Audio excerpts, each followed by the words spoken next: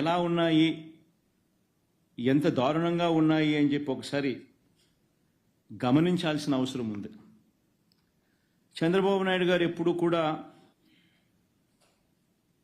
ఆయన ఏ రోజైనా కూడా ఆయనకు ఒక మోడస్ ఆపరాండా ఉంటుంది. ఆ మోడస్ ఆపరాండా అనేది ఏంటంటే వంచనకు తోడు ఒక గోబెల్స్ సిద్ధాంతం, గోబెల్స్ ప్రచారం. తాను ఒక మనిషిని అప్రదిష్ట పాలు చేయాలనుకున్నా, తాను చెప్పిన మాటలన్నీ కూడా తాను తప్పాలనుకున్నా ఒక మోడస్ ఆపరాండా అనేది తాను ఎప్పుడు కూడా ఫాలో అయ్యే కార్యక్రమం. ఆ మోడస్ ఆపరాండా ప్రకారం ముందుగానే తాను ఒక కథను సిద్ధం చేస్తాడు. ఆ కథను తాను చెబుతాడు. తన ఈనాడు, తన ఆంధ్రజ్యోతి, తన TV5 తనకు సంబంధించిన ఈ మీడియా సామ్రాజ్యాన్ని ఉపయోగించుకొని ఆ కథను ముమ్మరంగా ప్రచారం చేస్తారు. వరుసగా ఆ కథనాలే వచ్చేట్టుగా చేస్తారు. దాని మీద డిబేట్లు కూడా పెడతారు. మంత్రుల నుంచి కింద స్థాయి వరకు కూడా అయ్యే మాటలే మాట్లాడిస్తారు. మాట్లాడించిన తర్వాత ఆ డిబేట్లలో ఉన్న ఒపీనియన్స్ ఇచ్చే వాళ్ళందరూ కూడా వీళ్ళ మనుషులే, వాళ్ళు కూడా అవే ఒపీనియన్లు వచ్చేట్టుగా చేస్తారు. చేసి చివరికి ఏమంటారు, రాష్ట్రం క్లిష్ట పరిస్థితుల్లో ఉంది కాబట్టి చంద్రబాబు నాయుడు చేసే ఈ పని జస్టిఫైడ్ అని చెప్పి దాన్ని మళ్ళా వీళ్ళంతకు వీళ్ళే రాటిఫై చేసుకుంటారు. ఎగ్జాక్ట్గా ఈరోజు ఇదే జరుగుతూ ఉంది. చంద్రబాబు నాయుడు అనే వ్యక్తి ఈ మోడస్ ఆపరాండా సొంత మామ ఎన్టీ రామారావు గారిని వెన్నుపోటు పొడిచి ఆయన పార్టీని లాగేసుకున్నప్పుడు ఇదే మోడస్ ఆపరాండా. అప్పుడు పాపం లక్ష్మీపార్వతి గారిని నాశనం చేసేశారు. చంద్రబాబు నాయుడు గారు బీజేపీతో పోవాలనుకున్నప్పుడు ఇదే మోడస్ ఆపరాండా. బీజేపీని మళ్ళీ తన్నేటప్పుడు కూడా మళ్ళీ ఇదే మోడస్ ఆపరాండా. సిమిలర్లీ ఎన్నికలప్పుడు వాగ్దానాలు ఇచ్చేటప్పుడు ఇదే మోడస్ ఆపరాండా. ఎన్నికలలో వాగ్దానాలు ఎగరగొట్టేటప్పుడు కూడా మళ్ళీ ఇదే మోడస్ ఆపరాండా. ఈరోజు ఇదే మోడస్ ఆపరాండా మళ్ళీ కొనసాగుతూ ఉంది. ఈరోజు మొట్టమొదటిసారిగా ఈ మధ్యకాలంలో చంద్రబాబు నాయుడు గారు ఈ మోడస్ ఆపరాండాను ఇంప్లిమెంట్ చేస్తూ తాను ఈ మధ్యకాలంలో తాను మొదటి స్టోరీ ఈ మధ్యకాలంలో మనందరికీ కూడా బాగా పరిచయం చేసిన స్టోరీ. రాష్ట్రం ఆర్థికంగా ధ్వంసం అయిపోతూ ఉంది అన్న స్టోరీ. అందుకనే నేను రెగ్యులర్ బడ్జెట్ కూడా ప్రవేశపెట్టలేకపోతా ఉన్నాను. రాష్ట్రం ఆర్థికంగా ధ్వంసం అయిపోయిన పరిస్థితిలో ఉంది అని కూడా చెప్పుకొచ్చే కార్యక్రమం జరుగుతూ ఉంది. ఇవన్నీ కూడా మనం చూస్తూనే ఉన్నాం. ఈ మాదిరిగా నిజంగా రాష్ట్రం ఆర్థికంగా ధ్వంసం నిజంగానే అయిపోతా ఉందా, అయ్యిందా అని ఒక్కసారి గమనిద్దాం. ఒకసారి నిజంగా మనం కూడా వాస్తవాలు కూడా ఒకసారి మన ద్వారా, ఎందుకనంటే ఇవన్నీ కూడా ఏమిటంటే సమస్య ఏంటంటే ఇవన్నీ కూడా ప్రజలకు తెలియాల్సిన అవసరం ఉంది, ప్రజలు ఆలోచన చేయాల్సిన అవసరం ఉంది. మరీ ముఖ్యంగా బాధ్యత కలిగిన విలేకరులుగా ఉన్న మీరు, బాధ్యత కలిగిన మీడియా హౌసెస్గా ఉన్న మీరు ప్రజల దగ్గరికి తీసుకొని పోవాల్సిన వాస్తవాలు కూడా ఇవన్నీ. నిజంగా ఒకసారి గమనిస్తే ఏ రకంగా చంద్రబాబు నాయుడు గారు వాగ్దానాల నుంచి, తానిచ్చిన మేనిఫెస్టో వాగ్దానాల నుంచి తాను తప్పుకునేందుకు ఏ రకంగా తాను స్టోరీ తాను బిల్డప్ చేసుకుంటూ పోతా ఉన్నాడు అని ఒకసారి గమనిస్తే, రాష్ట్రం ఆర్థికంగా ధ్వంసం అయిపోయింది అనేది మొదటి స్టోరీ కింద తాను మీడియా డిబేట్లను మొదలెట్టాడు, మాట్లాడడం మొదలెట్టాడు, గవర్నర్ ప్రసంగంలో కూడా తీసుకొచ్చాడు, ఇవన్నీ కూడా మొదలెట్టాడు. ఒకసారి గమనిద్దాం. ఒకసారి ఎన్నికల దగ్గర నుంచి చంద్రబాబు నాయుడు గారు ఇంతకుముందు ఊదరగొడుతూ మాట్లాడిన మాటలు ఏమిటి? చంద్రబాబు తన మీడియా ఇద్దరు కలిసి రాష్ట్రంలో అప్పులు 14 లక్షల కోట్ల రూపాయల అప్పులు అని చెప్పి ఫస్ట్ ఊదరగొట్టారు. మీకు అందరికీ గుర్తుండే ఉంటుంది. మొత్తం అప్పులు ఏకంగా 14 లక్షల కోట్లు ఉన్నట్టు విపరీతమైన ప్రచారం చేసుకుంటూ వచ్చారు.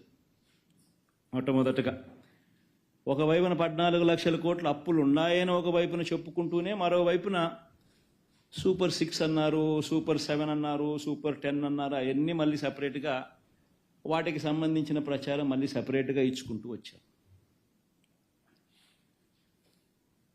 చివరికి చంద్రబాబు నాయుడు ముఖ్యమంత్రి అయినాడు. ఎన్నికల్లో తాను చెప్పిన మేనిఫెస్టో హామీలను అమలు చేయాలి అని చెప్పి ప్రజలందరూ కూడా అడుగుతూ ఉన్నారు. అడగడం మొదలు పెట్టేసరికి చంద్రబాబు నాయుడు గారికి మళ్ళీ ఈ 14 లక్షల కోట్లు తాను చెప్పింది గట్టిగా ముందుకు తీసుకొని పోవాల్సిన అవసరం ఉంది అని చెప్పి గోబెల్స్ ప్రచారంలో భాగంగా మళ్ళీ అడుగులు వేగంగా ముందుకు వేశాడు. కానీ వాస్తవం చెప్పాలంటే అక్కడ 14 లక్షల కోట్లు ఉందే అసలు ఫస్ట్ అప్పు లేనిది ఉన్నట్టుగా తను ఎట్ట చెప్పగలుగుతాడు? ఇప్పుడు ముఖ్యమంత్రి అయిన తర్వాత బడ్జెట్ డాక్యుమెంట్స్లో ఇవన్నీ చూపించక తప్పదు. కాబట్టి చూపించలేని పరిస్థితి వచ్చేసరికి చంద్రబాబు నాయుడు గారు పడరాని పాటలనే పడతా ఉన్నాడు. ఇప్పటికే అధికారులను 2 సార్లు రివ్యూ అన్నాడు, అధికారులను ట్రాన్స్ఫర్లు అన్నాడు, రివ్యూ మీటింగ్స్ అన్నాడు, రకరకాల పద్ధతుల్లో చేసుకుంటూ వచ్చి చివరికి గవర్నర్ గారి ప్రసంగానికి వచ్చేసరికి 14 లక్షల కోట్లు కాస్త 10 లక్షలకు తగ్గించాడు. పోనీ ఆ 10 లక్షల కోట్లైనా కూడా పోనీ గవర్నర్ గారితో అయ్యైనా నిజాలు చెప్పించాడంటే అది లేదు. ఒకసారి నిజంగా రాష్ట్రంలో అప్పుల పరిస్థితి ఏమిటి అని చెప్పి ఒక్కసారి గమనిద్దాం. నేను చెప్పే డాక్యుమెంట్స్ అన్నీ కూడా ఆర్బీఐ, ఖాగ్, స్టేట్ బడ్జెట్ డాక్యుమెంట్స్. ఇవన్నీ చంద్రబాబు నాయుడు అనే వ్యక్తి గవర్నర్ గారితో కూడా అబద్ధాలు చెప్పించాడు. వైట్ పేపర్స్తో మరీ దారుణమైన అబద్ధాలు ఆడుతూ ఉన్నాడు. బడ్జెట్ అనేది రెగ్యులర్గా ప్రవేశపెడితే రెగ్యులర్ బడ్జెట్లో వాల్యూమ్ 5 అండ్ వాల్యూమ్ 6లో ఇవన్నీ కూడా మెన్షన్ చేయక తప్పదు అని తెలిసి రెగ్యులర్ బడ్జెట్ కూడా ప్రవేశపెట్టుకోకుండా దాన్ని కూడా దాటేసే కార్యక్రమం జరుగుతూ ఉంది. ఒకసారి గమనిస్తే రెగ్యులర్ అప్పులు ఎంత ఉన్నాయని చెప్పి ఒకసారి గమనిస్తే నిజంగా ఈ డాక్యుమెంట్ ఒకసారి చూడాల్సిన అవసరం ఉంది. ఒకసారి అప్పులు ఎంత ఉన్నాయని చెప్పి గమనిస్తే 14 లక్షలు కాదు, 10 లక్షల కోట్లు కాదు, వాస్తవ అప్పులు ఎంత ఉన్నాయని చెప్పి చూస్తే స్టేట్ గవర్నమెంట్కి సంబంధించిన డైరెక్ట్ గవర్నమెంట్ డెట్ ఇది కూడా ఏంది, నేను మార్చ్ 31 దాకా కూడా తీసుకోవడం లేదు, జూన్ దాకా తీసుకుంటున్నా. చంద్రబాబు నాయుడు ప్రభుత్వం తీసుకునే దాకా కూడా మన అకౌంట్లోకే వేసుకుంటున్నాం ఇంకా గ్రేస్ఫుల్గా. సో అందాక తీసుకుంటే కూడా చూసుకుంటే గవర్నమెంట్ డెట్ 5,18,000 కోట్ల రూపాయలు. చంద్రబాబు నాయుడు గారు అధికారంలోకి రాకమునుపు 1,18,051 కోట్ల అప్పు ఉంటే చంద్రబాబు నాయుడు దిగిపోయే టయానికి 2,71,798 కోట్ల రూపాయల అప్పులు గవర్నమెంట్ డెట్ అయితే 5,18,000 కోట్లు మన హయాం జూన్లో ముగిసే టయానికి పెరిగిన దాకా పోయిన అప్పులు. అంటే చంద్రబాబు నాయుడు గారు అధికారంలోకి వచ్చేసరికి 1,18,000, ఆయన అధికారంలోకి దిగిపోయేసరికి 2,71,000, మనం అధికారం మొదలుపెట్టేసరికి 2,71,000, మనం అధికారం దిగిపోయేసరికి 5,18,000 కోట్ల రూపాయలు అప్పులు. అంటే రాష్ట్రం మొత్తానికి ఈరోజు జూన్ 2024లో ఎంత అప్పులు ఉన్నాయి రాష్ట్రానికి అప్పులు అంటే 5,18,000 కోట్ల రూపాయలు అప్పులు ఉన్నాయి. ఈ అప్పుకు స్టేట్ గవర్నమెంట్ గ్యారంటీడ్ డెట్ కూడా కలుపుకుందాం. అబ్బా లిబరల్గా పోదాం, ఇంకా మనం చాలా లిబరల్గా ఆలోచన చేద్దాం, లిబరల్గా పోదాం. స్టేట్ గవర్నమెంట్ గ్యారంటీడ్ డెట్ కూడా కలిపేసుకుందాం. స్టేట్ గవర్నమెంట్ గ్యారంటీడ్ డెట్ కూడా కలుపుకుంటే అంటే ఈ సివిల్ సప్లైస్ కార్పొరేషన్లకు ఇటువంటి వాటికి అన్నిటికీ కూడా గవర్నమెంట్ గ్యారంటీ ద్వారా అప్పులు తెచ్చుకుంటే అటువంటివన్నీ కూడా కలుపుకుంటే చంద్రబాబు నాయుడు గారు అధికారంలోకి రాకమునుపు ఆయన హయాంలో స్టార్ట్ అయ్యేసరికి 5,744 కోట్లుంటే ఆయన హయాం ముగిసే టయానికల్లా అవి కాస్త 50,000 కోట్లకు ఎగబాకుతే మన హయాం స్టార్ట్ అయ్యే టయానికి 50,000 కోట్ల రూపాయలుతో మొదలెడితే మన హయాం ముగిసేసరికి అటువంటి అప్పులు 1,06,000 కోట్లకు ఎగబాకాయి. రాష్ట్రంలో ఇవాళ అటువంటి అప్పులు కూడా కలుపుకుంటే మరో 1,06,000 కోట్ల రూపాయలు కనిపిస్తూ ఉన్నాయి. పోనీ ఇంకా లిబరల్గా పోదాం, గవర్నమెంట్ గ్యారంటీ లేనేటివి కూడా కలుపుకుందాం. గవర్నమెంట్ పరంగా పవర్ జనరేటర్స్ లాంటి వాళ్లకు పేయబుల్స్ కూడా లెక్కేసుకుందాం. అవి కూడా లెక్కేసుకుంటే debt in the books of power sector corporations Chandrababu Naidu garu అధికారంలోకి రాకమునుపు 26,000 కోట్ల రూపాయలు ఉంటే ఆయన అధికారం ముగిసేసరికి ఆ పబ్లిక్ సెక్టర్ అండర్టేకింగ్స్లో ఆ కార్పొరేషన్స్ పవర్ సెక్టర్ కార్పొరేషన్స్లో 64,674 కోట్ల రూపాయలకు అప్పులు ఎగబాకే. పవర్ డ్యూస్ పవర్ జనరేటర్స్ కానీ కట్టాల్సిన బకాయిలు మరో 21,000. Power sector liabilities aggregate debt and payables ఎంత అని చూసుకుంటే 86,215 కోట్ల రూపాయలు. అంటే 29,000 కోట్ల రూపాయలు ఆయన హయాంలో మొదలు కాకమునుకుంటే ఆయన హయాం ముగిసేసరికి ఇటువంటి లయబిలిటీస్ కూడా 86,215 కోట్లకు ఎగబాకే. మన హయాంలో వచ్చేసరికి 86,215 కోట్లతో స్టార్ట్ చేసి 1,23,000 కోట్ల రూపాయలకు ఇప్పుడు మన హయాం ముగిసేసరికి రాష్ట్రానికి సంబంధించిన అటువంటి అప్పులు ఉన్నాయి. మొత్తంగా అప్పులు ఎంత అని చూస్తే స్టేట్ గవర్నమెంట్ డైరెక్ట్ డెట్ అంటే FRBM నుంచి మనం తీసుకునే debt, state government guaranteed debt, state government గ్యారంటీతో సంబంధం లేకుండా కూడా ఉన్న స్టేట్ గవర్నమెంట్ డెట్లు, ఇటువంటివన్నీ లెక్కేసుకుంటే రాష్ట్రం చంద్రబాబు నాయుడు గారు తీసుకోక మునుపు వరకు 1,53,347 కోట్ల రూపాయలు అప్పులు ఉంటప్పుడు చంద్రబాబు నాయుడు అధికారంలోకి వచ్చాడు. అది కాస్త చంద్రబాబు నాయుడు గారు అధికారంలోకి దిగిపోయేసరికి 4,08,000 కోట్ల రూపాయలకు ఎగబాకింది. మనం అధికారంలోకి వచ్చేసరికి 4,08,000 కోట్ల రూపాయల అప్పులుతో మనం మొదలెడితే మనం అధికారంలోకి దిగిపోయే నాటికి 7,48,000 కోట్ల రూపాయల అప్పులు. Compounded annual growth rate Chandrababu Naidu గారి 5 ఏళ్ళు, మన వైఎస్ఆర్సీపీ పార్టీకి సంబంధించిన 5 ఏళ్ళు, ఎవరి హయాంలో అప్పులు ఎవరు ఎంత ఎక్కువ చేశారు అని చెప్పి ఒకసారి చూస్తే చంద్రబాబు నాయుడు గారి హయాంలో 1,53,347 కోట్ల రూపాయలతో ఆయన మొదలెట్టినది ఆయన పాలన 4,08,000 కోట్ల రూపాయల దాకా ఆయన అప్పులు చేసిన పరిస్థితులు చూస్తే ఏకంగా 21.63%, 21.63% compounded annual growth rate of all liabilities. మన హయాంలో 4,08,170 కోట్ల రూపాయలతో మొదలెడితే 7,48,000 కోట్ల రూపాయలకు ఇప్పుడు ఉన్న పరిస్థితులను లెక్కేసుకుంటే compounded annual growth rate of liabilities ఎంత అంటే 12.90% మాత్రమే. అంటే 21% అప్పు చేసినోడు గొప్పోడా? రాష్ట్రాన్ని దాన్ని ఏమన్నాడు, ఏం పదం వాడినాడైనా, రాష్ట్రాన్ని ఆర్థిక ధ్వంసం 21.63% compounded annual growth rate of debt చేసినవాడు ఆర్థిక ధ్వంసం చేసినవాడా? మనము కేవలం 12.9%, అన్నీ కలిపినా కూడా, అన్ని రకాల డెట్స్ కలిపిన మనం ఆర్థికంగా ధ్వంసం చేసిన వాళ్ళమా? అందరూ కూడా ఈ పాయింట్ గమనించాల్సిన అవసరం ఉంది. మరి ఎక్కడ 14 లక్షల కోట్లను అబద్ధాలు చెప్పడం ధర్మమేనా? గవర్నర్ ప్రసంగంలో 10 లక్షల కోట్లని చెప్పించడం ధర్మమేనా? ఉన్నవి అన్ని రకాల అప్పులు కూడా లెక్కేసుకున్నా కూడా including payables to power generators అటువంటివి కూడా కలుపుకున్నా కూడా కేవలం 7,48,000 మాత్రమే ఉండడం వాస్తవమైతే ఈ మాదిరిగా తప్పుడు లెక్కలు చెప్పడం ధర్మమేనా? ఇన్ఫ్యాక్ట్ రాష్ట్రానికి సంబంధించిన ఆర్థిక వ్యవహారాలకు సంబంధించిన విషయాల మీద కేంద్ర ప్రభుత్వం రిలీజ్ చేసిన ఎకనామిక్ సర్వే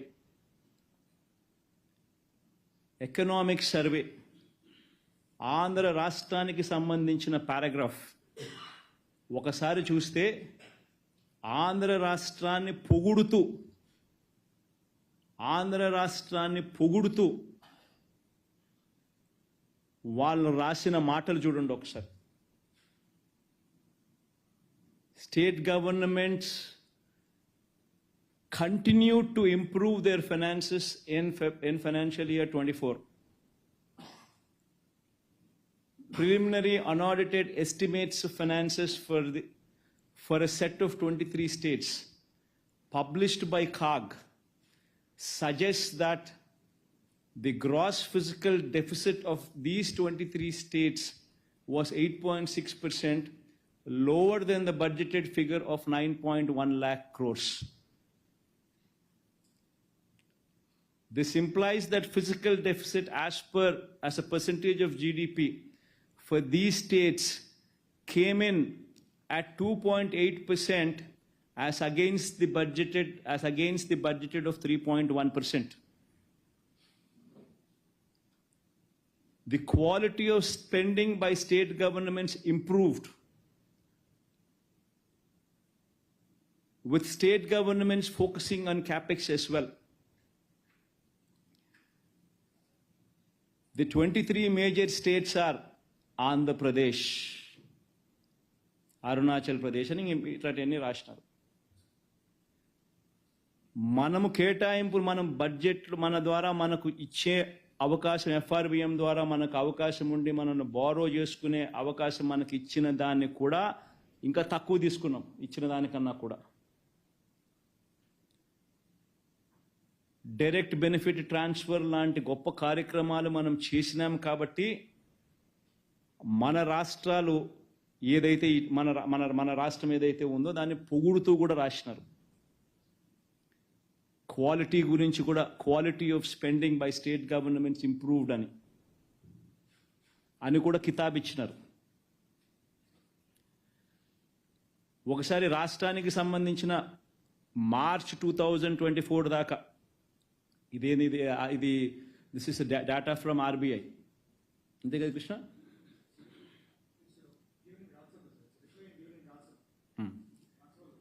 ఇది రాజ్యసభలో ఇచ్చిన రిప్లై. రాజ్యసభలో ఇచ్చిన రెస్పాన్స్ ఇది. దీంట్లో ఆంధ్రప్రదేశ్ డెట్ ఎంత అని చెప్పి మార్చ్ 2024 దాకా చూస్తే 4,85,000 కోట్లు. నేను ఇంకా జూన్ వరకు తీసుకున్నా కాబట్టి ఇంకా పెంచిన 4,80,000 కోట్ల 85,000 కోట్లు కాస్త ఇంకా పెంచి ఇంతకు ముందు మీకు చెప్పిన జూన్ దాకా తీసుకున్నా కాబట్టి. కానీ వాళ్ళు ఇచ్చిన స్టేట్మెంట్లోనే 4,85,000 మాత్రమే అని ఉంది.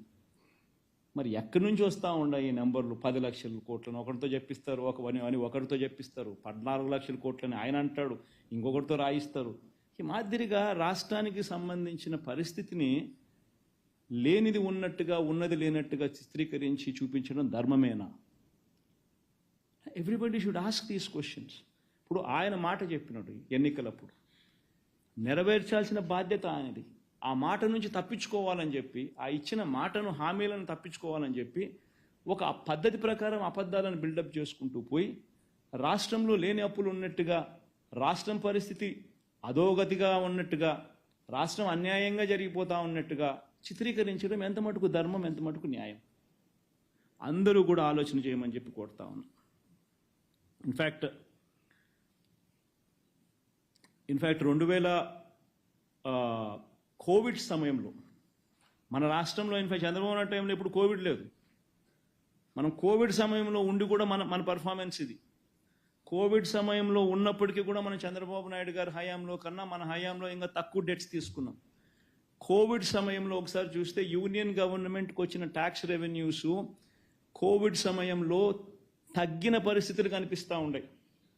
2019, 2020 చూస్తే కోవిడ్ సమయంలో -3.38% growth rate gross tax revenues collections. 2020-21లో నెక్స్ట్ ఆ తర్వాత ఫాలోయింగ్ ఇయర్లో మళ్ళీ 20,27,104 కోట్లే. అప్పటికి 0.85% పెరుగుదల growth rate in gross tax revenues. మామూలుగా చూస్తే చంద్రబాబు నాయుడు గారు అధికారంలో ఉన్నప్పుడు అధికారంలో ఉన్నప్పుడు కానీ జగన్మోహన్ రెడ్డి సంబంధించిన కోవిడ్ టైం తీసేస్తే మామూలుగా గ్రోత్ రేట్ అనేది ఖచ్చితంగా 18%, 17% ఆ రకంగా గ్రోత్ రేట్ ఉంటుంది, గ్రాస్ ట్యాక్స్ రెవెన్యూస్ కలెక్టెడ్ అనేది. అటువంటిది 2 సంవత్సరాలు కోవిడ్ వల్ల కేంద్రానికి రావాల్సిన గ్రాస్ ట్యాక్స్ రెవెన్యూస్ 2019-20లో -3.38%, 2020-21లో 0.85% గ్రోత్ రేట్ మాత్రమే నమోదైన పరిస్థితి. అటువంటి పరిస్థితిలో దాని ఇంపాక్ట్ ఏమిటో తెలుసా? రాష్ట్రానికి వచ్చే డెవల్యూషన్స్ తగ్గుతాయి. రాష్ట్రానికి వచ్చే డెవల్యూషన్స్ చంద్రబాబు నాయుడు గారి హయాంలో రాష్ట్రానికి 3.72% షేర్ ఆఫ్ జిఎస్డిపి రాష్ట్రానికి వస్తే, మన హయాంలో షేర్ ఆఫ్ డెవల్యూషన్స్ రాష్ట్రానికి వచ్చింది జిఎస్డిపిలో కంపేర్ చేస్తే కేవలం 2.92%.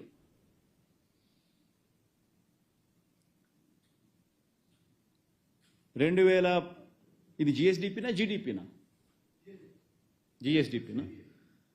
జిఎస్డిపిలో చంద్రబాబు నాయుడు గారి హయాంలో రాష్ట్రానికి వచ్చిన డెవల్యూషన్స్ 3.72% వస్తే, మనకు కోవిడ్ రావడం వల్ల నష్టం జరిగి రాష్ట్రానికి రావాల్సిన డెవల్యూషన్స్ కూడా అంతకు ముందు 5 సంవత్సరాలు చంద్రబాబు నాయుడు గారి హయాంతో పోలిస్తే రాష్ట్రానికి వచ్చిన డెవల్యూషన్స్ కూడా జిఎస్డిపిలో 2.92% మాత్రమే వచ్చిన పరిస్థితులు తగ్గినాయి మన పర్సంటేజ్ చూస్తే. అటువంటి పరిస్థితుల్లో కేంద్రమే కాదు ప్రతి రాష్ట్రము కూడా అప్పులు ఎక్కువగా చేసుకునే వెసులుబాటు కేంద్ర ప్రభుత్వం అడుగులు ముందుకు వేసింది. కేంద్ర ప్రభుత్వం ఎక్కువ అప్పులు తీసుకుంది, రాష్ట్రాలకు ఎక్కువ అప్పులు తీసుకునే అవకాశం కూడా కల్పించింది. అయినప్పటికీ కూడా మన హయాంలో చంద్రబాబు నాయుడు గారు చేసిన అప్పులు కన్నా మన హయాంలో అప్పులు మనం తక్కువ చేసినాం. చంద్రబాబు నాయుడు గారి హయాంలో compounded annual growth rate of liabilities 21.63% అయితే, మన హయాంలో compounded annual growth rate of liabilities all kinds of liabilities put together 12.90% మాత్రమే. ఆయన హయాంలో ఎఫ్ఆర్బిఎం డెట్కు సంబంధించిన అంశం వరకే చూసుకున్నా కూడా 18.15% కంపౌండెడ్ యాన్యువల్ గ్రోత్ రేట్, మన హయాంలో 13.80% మాత్రమే కనిపిస్తుంది. అంటే ప్రతి అంశంలోనూ కూడా అప్పుల పరంగా కోవిడ్ లాంటి విపత్కర పరిస్థితుల్లో కూడా వైఎస్ఆర్సీపీ హయాంలో అప్పులు తక్కువ జరిగాయి. Compounded annual growth rate of debt when compare to Chandrababu రెజీమ్లో ఆయన 5 సంవత్సరాలతో కంపేర్ చేస్తే. ఇది వాస్తవాలు. మిమ్మల్ని అందరినీ కూడా కోరేది ఒకటి, స్లైడ్ చూపించండి. ఈ గవర్నర్ గారికి కూడా నేను ఈ సందర్భంగా లెటర్ రాస్తున్నాను. అయ్యా గవర్నర్ గారు, మిమ్మల్ని కూడా చంద్రబాబు నాయుడు గారు మోసం చేసి మీతో కూడా అబద్ధాలు చెప్పించడం ధర్మమేనా? మీరు కూడా వాస్తవాలు తెలుసుకోకుండా ఈ మాదిరిగా అసెంబ్లీలో ప్రసంగించడం న్యాయమేనా అని కూడా గవర్నర్ గారిని కూడా లెటర్ రాస్తా ఉన్నాం. గవర్నర్ గారికి వాస్తవాలన్నీ కూడా క్రోడీకరించి ఆధారాలతో సహా పెడుతూ గవర్నర్ గారికి కూడా లేఖ రాసి చంద్రబాబు నాయుడు గారి ప్రభుత్వాన్ని, ఆర్థిక శాఖను తిట్టమని చెప్పి, మందలించమని చెప్పి, గవర్నర్ గారిని ఈ రకంగా రైడ్కి తీసుకొని పోవడం, గవర్నర్ గారి చేత కూడా ఈ మాదిరిగా అబద్ధాలు ప్రచారం చేయించడం కరెక్ట్ పద్ధతి కాదు అని చెప్పి గవర్నర్ గారికి కూడా లెటర్ రాస్తున్నాం ఇవన్నీ వాస్తవాలు పెట్టి.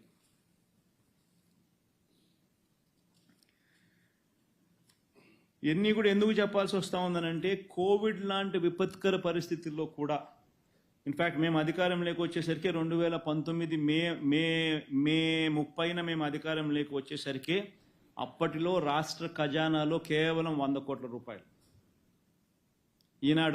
ఈనాడు మే 30, 2013 రాసిన స్టోరీ ఇది. ఖజానాలో ఉన్నవి కేవలం 100 కోట్లే. ఈ నెల ప్రభుత్వానికి అవసరమైంది 5,000 కోట్లు. ఓవర్ డ్రాఫ్ట్ సాయంతోనే జీతాలు, పెన్షన్లు, సామాజిక పెన్షన్లకు 1,200 కోట్లు అవసరం.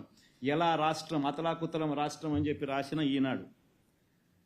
ఇలాంటి పరిస్థితిలో తెలుగుదేశం పార్టీకి సంబంధించిన అధికార పత్రిక ఈనాడు రాసిన వార్త, ఇలాంటి పరిస్థితుల్లో కూడా మేము పూర్తి బడ్జెట్ ప్రవేశపెట్టాం. ఇలాంటి పరిస్థితుల్లో కూడా జూలై 12న రాష్ట్రంలో ఇక్కడ పూర్తి బడ్జెట్ ప్రవేశపెట్టడం జరిగింది. 2019-20కి సంబంధించి 2,27,975 కోట్ల రూపాయలని చెప్పి పేర్కొనడం జరిగింది.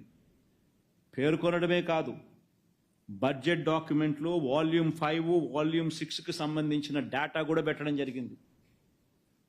ఆ వాల్యూమ్ 5, వాల్యూమ్ 6లో రాష్ట్ర ప్రభుత్వానికి ఉన్న అప్పులు ఎంత, స్టేట్ గవర్నమెంట్ గ్యారంటీడ్ డెట్ ఎంత వంటి అంశాలను కూడా బడ్జెట్ డాక్యుమెంట్లో ప్రవేశపెడుతూ పూర్తి బడ్జెట్ ప్రవేశపెట్టడం జరిగింది. అలాంటి విపత్కర పరిస్థితుల్లో కూడా.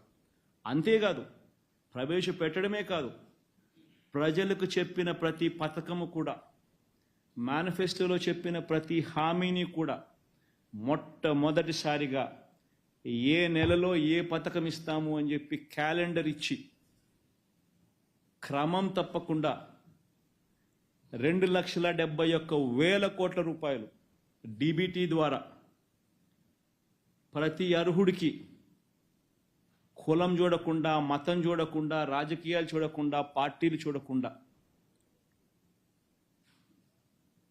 మరొకసారి చెప్తాను, పార్టీలు చూడకుండా డోర్ డెలివరీ చేశాం. మాకు ఓటు వేయని వారికి కూడా ఇంటికి వెళ్ళి తలుపు తట్టి మరీ డోర్ డెలివరీ చేశాం.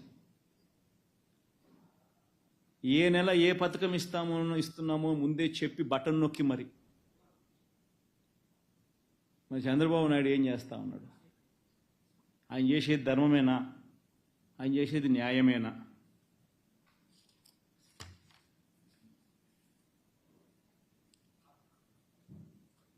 ఈరోజు చంద్రబాబు నాయుడు గారు ముఖ్యమంత్రి అయ్యే టయానికి మా టైంలో అన్న మాకు 100 కోట్ల రూపాయలు మాత్రమే ఉన్న పరిస్థితుల్లో మేము అధికారంలోకి తీసుకున్నాం. 2019 మే 30న మేము అధికారం వచ్చేసరికి అప్పట్లో రాష్ట్ర ఖజానాలో ఉన్నది కేవలం 100 కోట్ల రూపాయలు.